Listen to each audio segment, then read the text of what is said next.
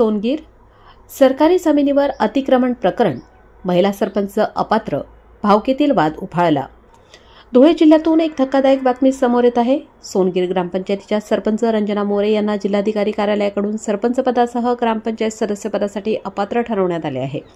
सरकारी जमिनीवर अतिक्रमण केल्याच्या तक्रारीनंतर ही कारवाई करण्यात आली आहे। विशेष म्हणजे ही कारवाई त्यांच्या भाऊजाई माजी सरपंच रुक्मिणी ठाकरे यांच्या तक्रारीनंतर करण्यात आली आहे। आपल्या नामनिर्देशन पत्रात रंजना मोरे यांनी अतिक्रमण नसल्याचे नमूद केले होते, मात्र ग्रामपंचायतीच्या नोंदणीनुसार त्यांचे घर हे सरकारी जमिनीवर अतिक्रमित असल्याचे निष्पन्न झाले।